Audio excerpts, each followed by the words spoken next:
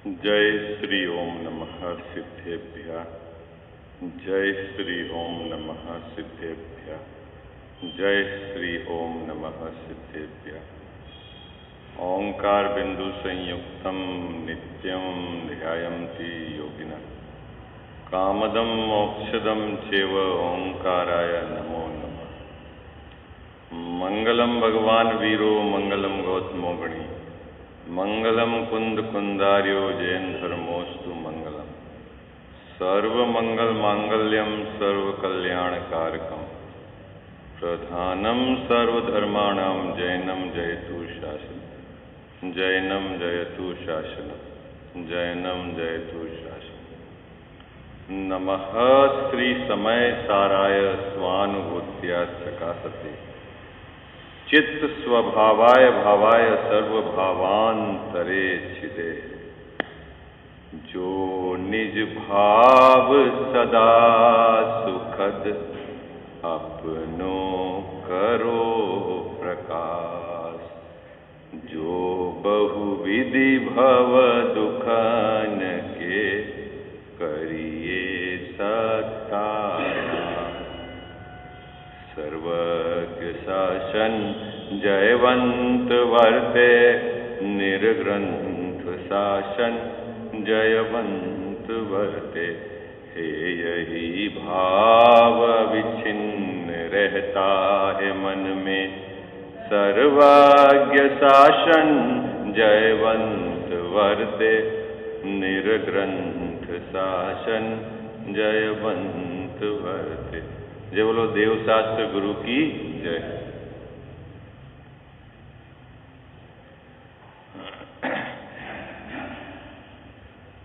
मोक्ष मार्ग प्रकाशक ग्रंथ विराजमान है।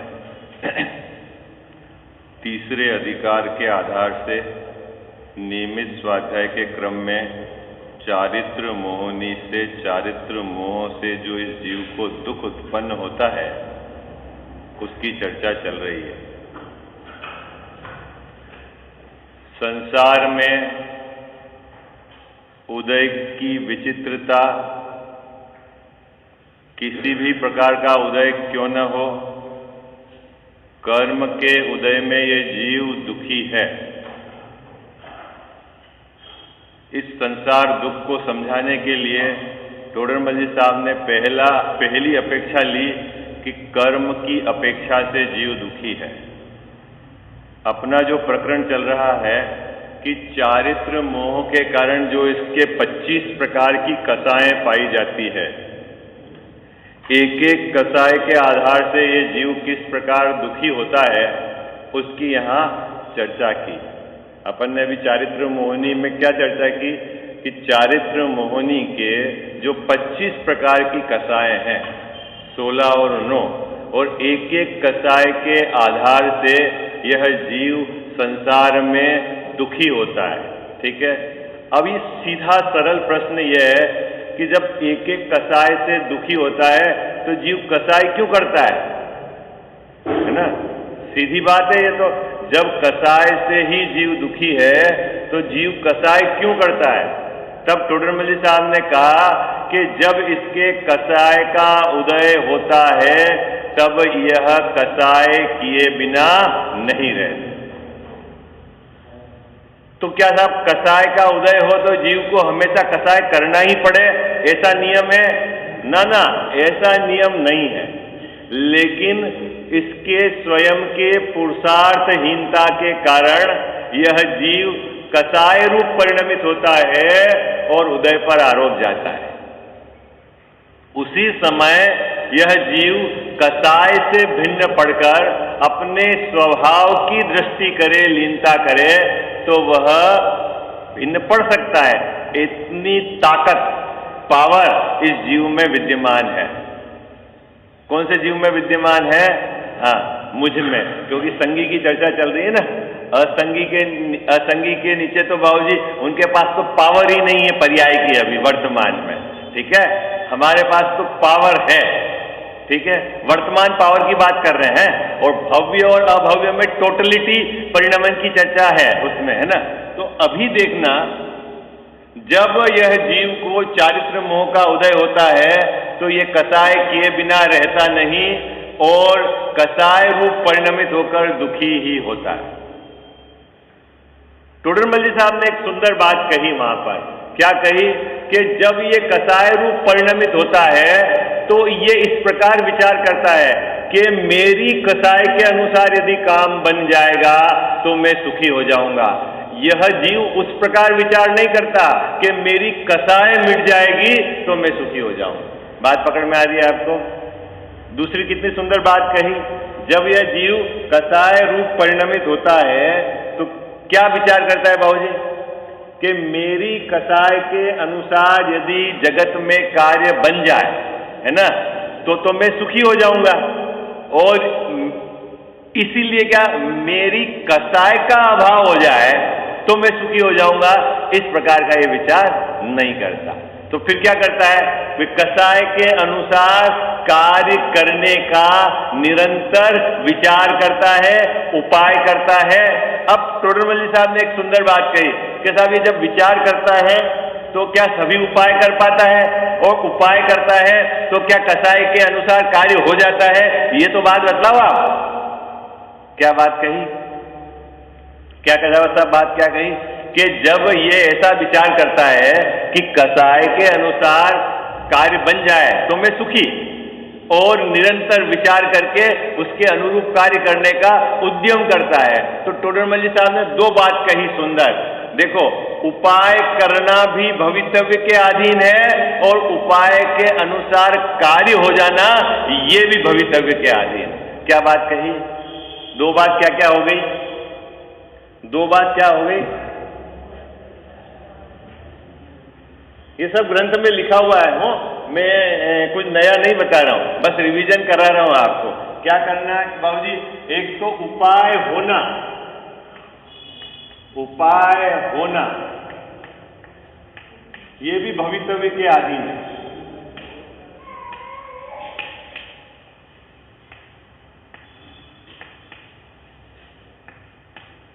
पहला। दूसरा, उपाय के अनुसार कार्य होना।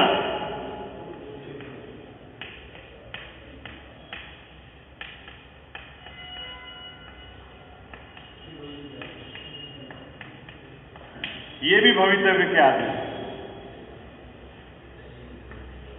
ये दो बातें में क्या है बाबूजी, इसमें दो में जैसे है ना, आप ने कल्पना नहीं करी होगी, लेकिन इन दोनों का मल्टीप्लिकेशन है। मल्टीप्लिकेशन देखो मैं आपको समझाता हूं, मैथमेटिक्स थोड़ी आपने पढ़ी होगी।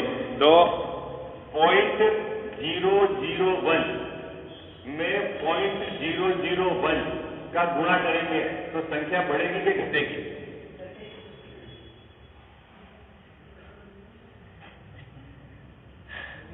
अरे मैथमेटिक्स तो पढ़ी होगी दूसरी तीसरी चौथी में सबने, है ये 0.001 है ना चंदू भाई। एक तो संख्या है 4 और इसमें 4 का मल्टीप्लिकेशन करेंगे तो 16, ये तो संख्या बढ़ गई, ठीक है। और अब यहाँ लिख रहे हैं 0.001 और इसमें मल्टीप्लिकेशन करेंगे 0.001, तो संख्या बढ़ेगी कि घटेगी? बहुत जी, गुणा होगा तो बढ़ेगी कि घटेगी? है घटेगी ना। ये तो समझ में आ गया कि तो कैसे करते हैं पता है, 1 2 3 1 2 3 तो आपस में मल्टीप्लिकेशन होगा ना, 0 0 फिर 0 0 1, ठीक है। कितने जीरो लग गए? 4 जीरो लग गए। यहां तो 2 ही थे, तो उनका गुणनफल क्या हो गया बाबूजी? कम हो गया। अभी मुझे ये मैथमेटिक्स नहीं समझानी है, मुझे अभी यहां समझाना है कि आप 100 प्रकार के विचार करते हो काम करने के, तो एक काम होता है, विचार कितने करे अपन ने? उपाय, सॉरी 100 प्रकार के उपाय करते हो। जैसे कमाने के लिए अपन 100 तरीके सोचते हैं, तो उपाय कितने का होता है? एक तरीके का होता है। अभी मैं सरलता है तो 100 तो सोचे और उपाय हुआ 1, तो इसकी प्रोबेबिलिटी कितनी हुई? 0.01, ऐसे ही है ना। 100 में से एक उपाय हुआ कैसे उपाय? भवितव्य के आगे, ठीक है। सोचा था आपने 100 तरह से, मैं ऐसा कर लूंगा, ऐसा कर लूंगा, ऐसा कर लूंगा, ऐसा कर लूंगा, कमाऊंगा, है, ये उपाय कर लूंगा है, और उपाय हुआ एक, वो भवितव्य के अधीन। ठीक है, अब एक उपाय से आपने जो कसाई करी उसके अनुसार काम होना, उसका भी अपन 100वां फैक्टर डालें तो क्या होगा, 0.01 इंटू 0.01, तो संभावना कितनी हो गई, 0.001। आई बात समझ, किसकी, काम होने की संभावनाएं इतनी कम हो जाती है। अपन जो विचार करते हैं ना, उससे काम होने की संभावनाएं बहुत कम है, और विचार से नहीं होता और उपाय से नहीं होता। क्या बात समझनी है अपने को चंदू भाई, हमारे विचार से काम बाहर में नहीं होता, और हमारे किए गए उपाय से भी काम बाहर में नहीं होता। कल अपन ने छोटा सा उदाहरण दिया था समझने के लिए, जितने भी व्यापारी हैं सब बुद्धिपूर्वक क्या काम करते हैं, कमाने का ही काम करते हैं ना बाबूजी, ठीक है, लेकिन सभी कमाते हैं क्या, नहीं, सब होशियार कमाते हैं, ऐसा है, बुद्धिमान कमाते हैं। आपको पता है दिवाला बुद्धिमानों का ही निकलता है, मूर्खों का नहीं निकलता। आई बात समझ में, दिवाला किसका निकलता है, बुद्धिमानों का, क्योंकि वो मैनिपुलेशन करता है, मैं ऐसा कर लूंगा, अभी 1 रुपए के ब्याज से पैसा ले लूं, वहां लगाऊंगा तो 3% में रिटर्न हो जाएगा, 1 उसको दे दूंगा, 2 मुझको मिल जाएगा, ये, और फिर क्या होता है, काम होना तो उदय के अधीन है ना, तो इसकी गणित सब क्या होती है, फेल हो जाती है। फिर बोलता नहीं, मैंने तो यही सोचा था, अरे भाई तेरे बर्तन में कितना दूध आएगा, जितनी बर्तन की जगह होगी, ये बात समझना है बरोबर। क्या समझना है, अपने बर्तन में कितना दूध आएगा है चंदू भाई, 500 ml का बर्तन है आपका, तो दूध कितना आएगा उसमें, कितना उपाय करो आप, कितनी बुद्धि लगाओ है, कुछ भी करो, मंत्र वंत्र जो भी करो, आएगा दूध कितना, 500 ml। ठीक है, अब हम क्या कर रहे हैं, हम ऐसा मानते हैं कि हमने बुद्धि लगाई, हमने उपाय करे, इसलिए मैंने ये व्यवस्था जुटा ली। लेकिन टोडरमल जी साहब आचार्यों के आधार से, केवली भगवान की वाणी के आधार से स्पष्ट रूप से कहते हैं कि तू जो उपाय करता है वह भी भवितव्य के अधीन है, और तेरे उपाय से काम होना ये भी भवितव्य के अधीन है। न तो उपाय से काम होता है, और न ही तू जितना विचार करता है उतने उपाय कर पाता है। अरे बात समझ में आ गई, बात सरल है, बात पढ़ो भाई, पैराग्राफ पढ़ो, अब उसके आगे चर्चा करेंगे। Page number 62, paragraph number 2।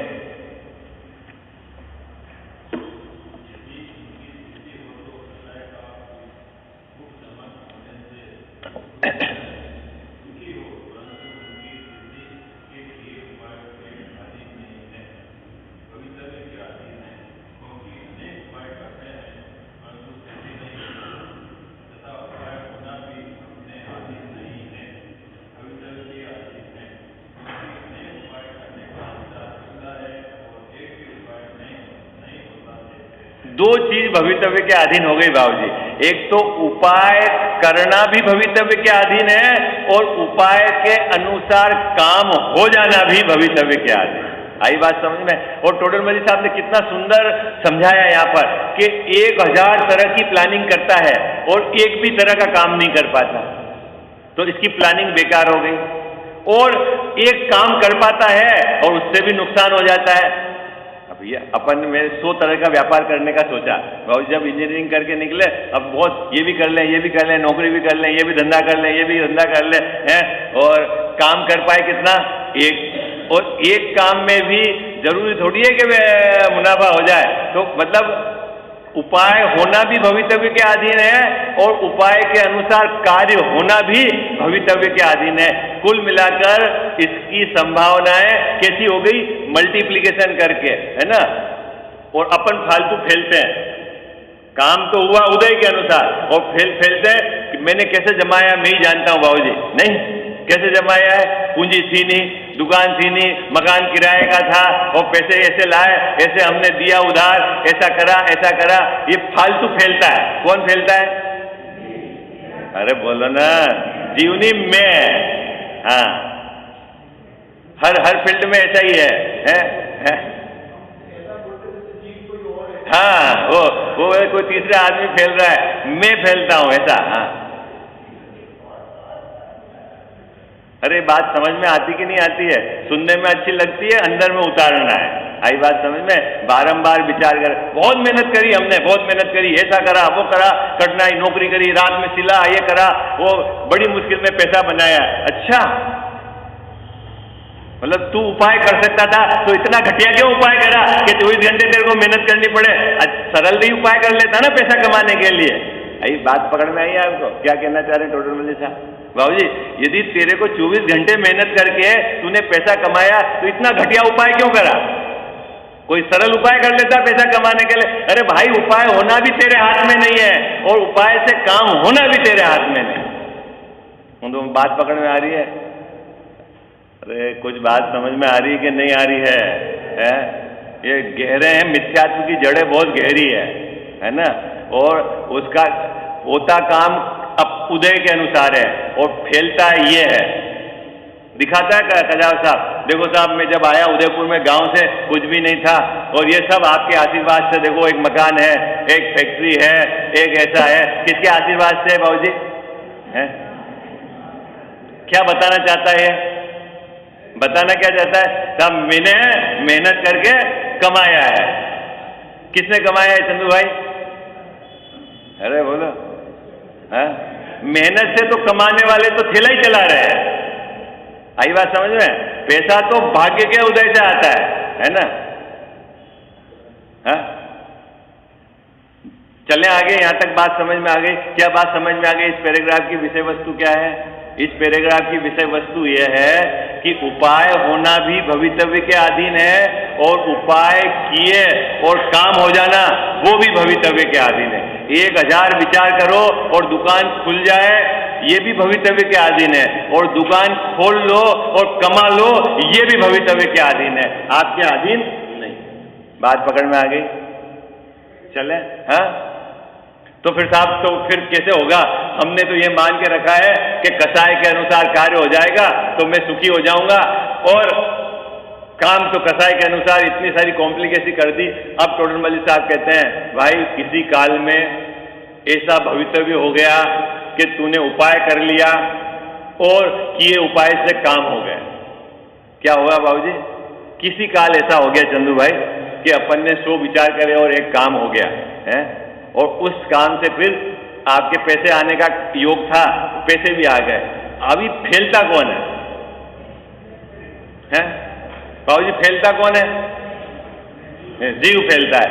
क्यों फैलता है? फैलता क्यों है? फैलता कि मैंने किया है? बाकी तो मैं कैसे कर पा है? कोई व्यवस्था नहीं थी, कैसे मैंने पैसा इकट्ठा करा मैं जानता हूं।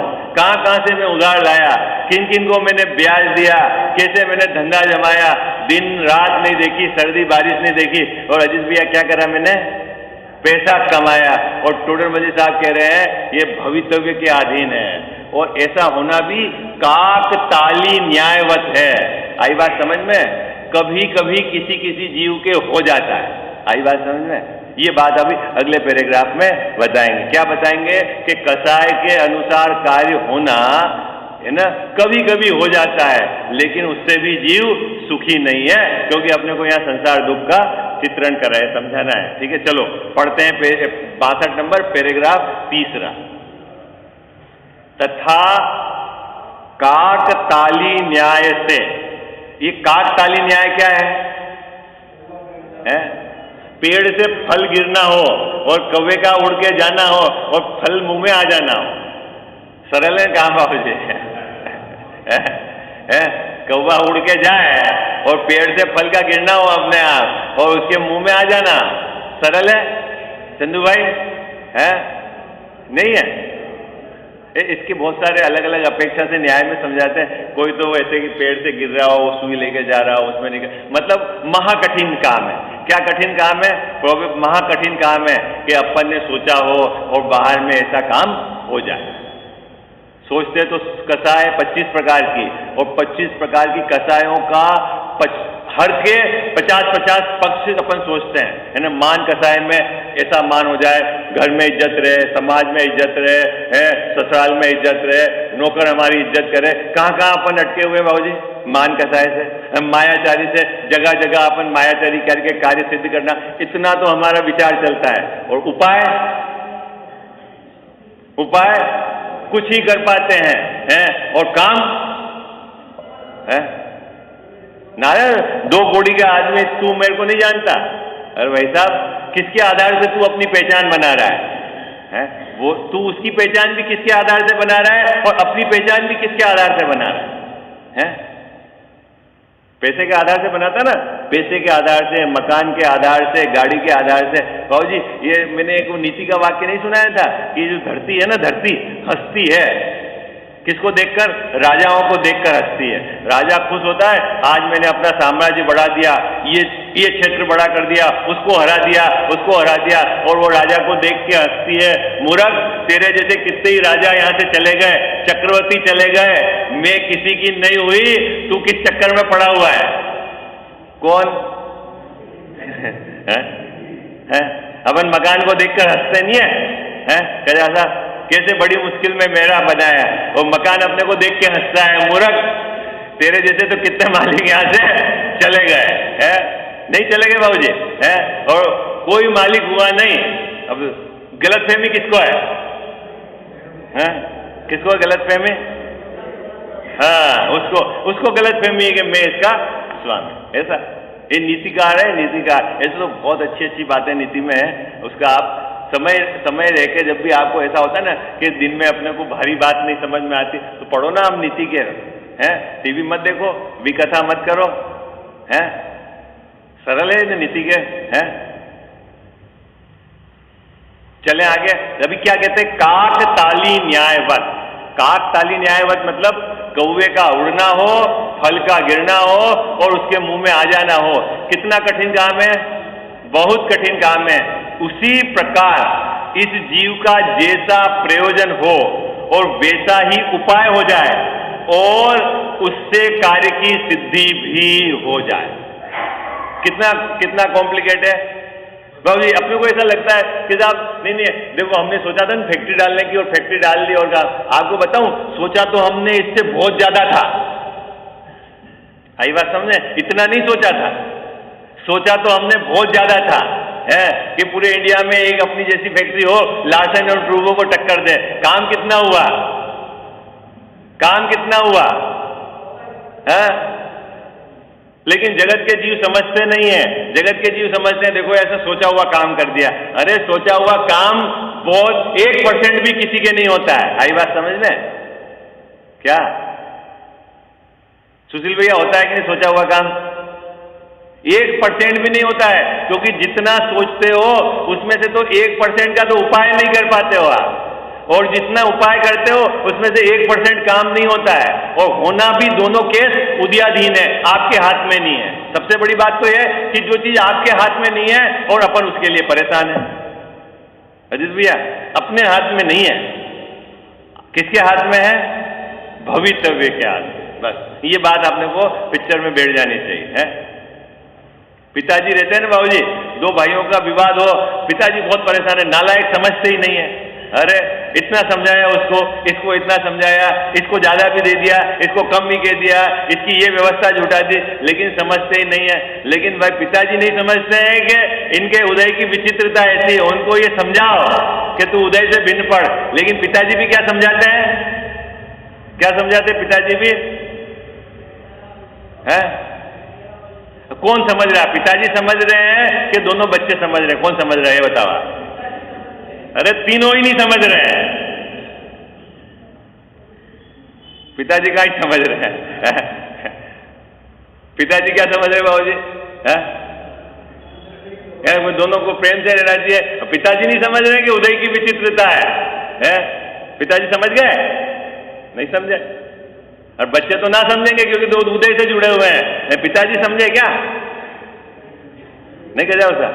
आपने देखा होगा जिनके 3-3, 4-4 बच्चे हैं, सब संपन्न हैं। मान लो किसी के पास 2 करोड़ की संपत्ति, किसी के पास 1.5 करोड़ की, किसी के 1 करोड़ की, सब व्यवस्थित खा रहे हैं, तो भी पिताजी को टेंशन है 1 करोड़ वाला भी 2 करोड़ के बराबर हो जाए और जो 1.5 करोड़ वाला भी उसके बराबर हो जाए।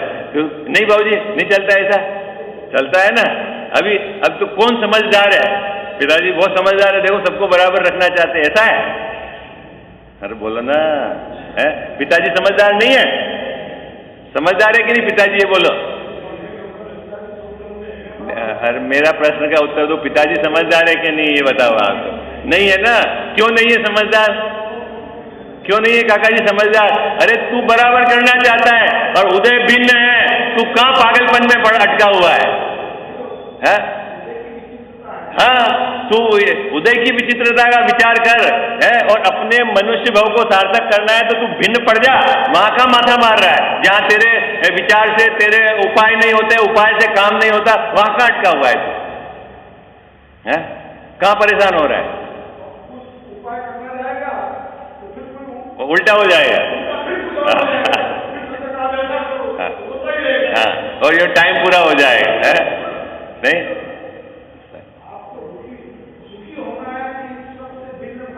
ही पड़ेगा। अब सबसे पहले तो ये समझना है अपने को कि मेरी दिशा ही उल्टी है ना? जब तक दिशा चेंज नहीं होगी तब तक दशा चेंज नहीं होगी। आई बात समझ में? कसाय के अनुसार कार्य होने पर जीव सुखी नहीं होता है। किससे जीव सुखी होता है? कसाय मिटने पर सुखी होता है। क्या बात सीखनी है अपने को चंदू भैया?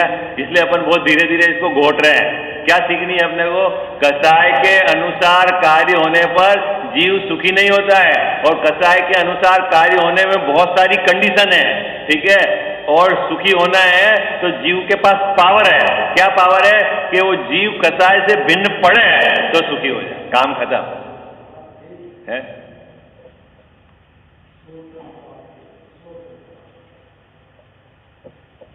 अभी यहां क्या कह रहे हैं? काकताली न्यायवत यह जीव जो विचार करता है और कभी उपाय हो जाता है और कोई ऐसे कार्य की सिद्धि हो जाए तो भी, अभी देखना उसकी बहुत सुंदर बात है। अभी चंदू भैया समझाना टोडरमल जी साहब को क्या समझाना है? संसार में दुख है।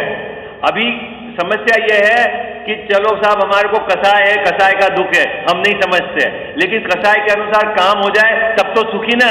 तो टोडरमल जी साहब कह रहे हैं कि कसाय के अनुसार काम होने में भी बड़ी कठिनाई है, क्योंकि उपाय करना और होना भवितव्य के अधीन है। फिर भी ये शिष्य बोलता है चलो बहुत कठिनाई है, लेकिन जिस किसी जीव के हो जाता है वो तो सुखी ना है भाई।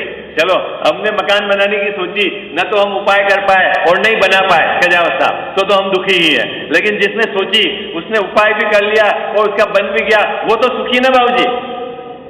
वो कहेंगे दुखी, वो कहीं से दुखी है?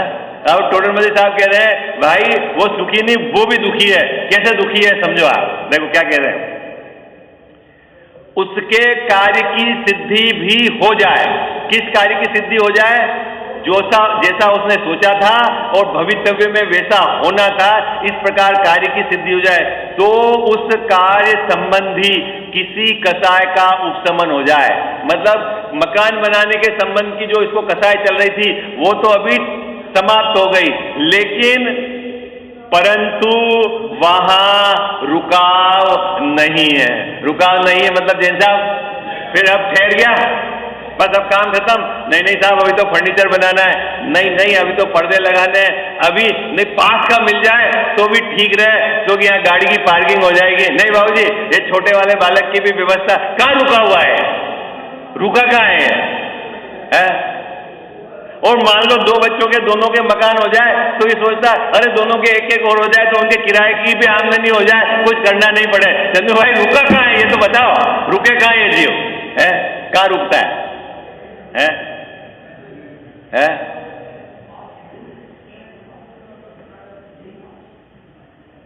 सिंगल साहब कहाँ रुका है जीव? है बहुत बहुत कठिनाई है भाई बात है। सीधी सीधी बात समझ में नहीं आती। प्रत्येक जीव का उदय भिन्न है, उनके पाप पुण्य के अधीन व्यवस्था है। ये फालतू कुत्ते जैसा, गाड़ी के नीचे कुत्ते जैसा है, अपने को कर्ता मानता है और ये मनुष्य भाव बर्बाद कर रहा है। इसकी व्यवस्था जुटा जाऊं, इसकी व्यवस्था जुटा जाऊं, ये कुछ नहीं कर पाएगा। जितने भी पिताजी हैं सब बेटे की समस्या से ग्रसित है। भले ही मैंने बोला था ना बेटा उनसे लाख होशियार हो, लेकिन पिताजी समझते हैं ये मूर्ख है। नहीं बोलो मूर्ख है, वो तो कंट्रोवर्सी है? वो मनुष्य बहु का काम नहीं कर रहे हैं, ये कहाँ दुकान पे लग रहे हैं, नहीं क्या होता है? ये क्या समस्या है? हाँ, अभी 21वीं सदी चल रही है और आप किसी जमाने की बात कर रहे हो? हाँ, बड़ी विडंबना है। देखो एक्चुअली चक्कर क्या है कि इसको रस है, रस, और वहां का रस है ना, तो ये हटता नहीं है। जिसको दुकान का रस होगा तो हटेगा नहीं, राजनीति का रस होगा तो वहां से हटेगा नहीं, जिसको विकथा का रस होगा ना तो हटेगा नहीं, जिसको जहां का इंटरेस्ट होगा ना बाबू जी वहां ये चिपक ही जाएगा। इसको अपनी आत्मा का, अपने स्वभाव का परिचय नहीं, उसका रस नहीं है, इसीलिए इसको बाहर में इधर उधर घूमता है। अब रस कैसे लगे, ये एक बड़ी समस्या है कि रस कब लगे इसको कि उसकी कीमत आए। जीव किसकी कीमत आए? अपने स्वभाव की कीमत आए। और स्वभाव की कीमत कब आएगी? जब स्वभाव का आपको परिचय प्राप्त होगा कि मैं कितना सामर्थ्यशाली जीव हूं, कितने मेरे में गुण हैं, मेरे में कितनी शक्तियां हैं, मेरा वास्तविक स्वभाव कैसा है। इसकी जब तक उसको पहचान और उसकी ताकत नहीं आएगी तब तक उसको उसकी रुचि प्रीति नहीं, तो उधर की तरफ जाएगा दौड़। संयोगों की विचित्रता, संयोगों में वियोगपना, ये सब इसको पहले से खबर होना चाहिए, तब तो ये काम। इसलिए तो बाबूजी इतने एंगल से आचार्य देव ने समझाया, 12 भावना लिखी है, मेरी भावना लिखी है, वस्तु स्वरूप का विचार करने की बात कही, लेकिन ये जीव करे तब ना। कैसा अटका हुआ है गृहस्थी में, संसार में है, कसायों में कैसा अटका हुआ है जी।